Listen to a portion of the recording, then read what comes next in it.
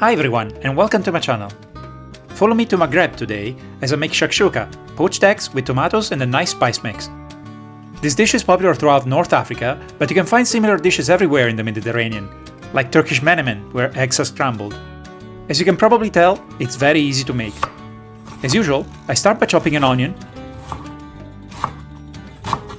and then 6 tomatoes. I sauté the onion in olive oil for about 5 minutes. Then I add the diced tomatoes and the minced garlic clove. Also, 1 teaspoon of cumin powder, half a teaspoon of coriander powder, 1 teaspoon of smoked paprika, about half a teaspoon of salt, and last but not least, 1 tablespoon of harissapaste. Harissa surely is the region's signature ingredient, especially Tunisia's, and it's going to give the dish a bit of heat, so you can add more or less of it if you want.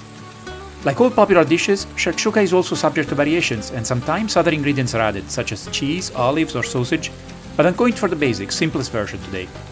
Now I add a glass of water and let it simmer for 10 more minutes on low heat. Then I use a spoon to make 4 little wells in the sauce and crack an egg into each of them.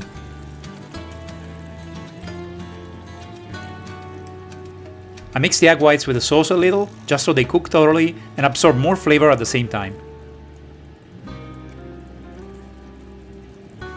I can now cover the saucepan with a lid and cook for another 5 to 10 minutes, always on low heat. The cooking time at this point is really a matter of preference. You can leave the yolks runny or cook them thoroughly. And because shakshuka is best enjoyed with bread, I try to replicate a typical Tunisian bread called Tabouna. Traditionally, it's made with a mix of flour and semolina, but as I'm gluten intolerant, I replace them with gluten-free flour and finely ground cornmeal. After a very short proofing time, I made 2 small discs, sprinkled them with flax seeds, and baked them in the air fryer for 15 minutes. And here's my shakshuka. I sprinkled some parsley on it and serve it with the tabouna on the side. If you're not making tabouna, make sure you toast some sliced bread. Nice, comforting and super quick to make. The harissapaste gives it a lovely kick, as well as a slightly smoky and citrusy flavor.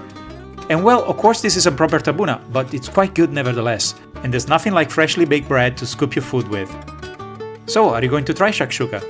And if you're Tunisian, Algerian or Moroccan, what's your favorite way to eat it? Do you add any other ingredients? Let me know in the comments. And if you enjoyed this video, don't forget to hit the like button and subscribe. So, where are we going next?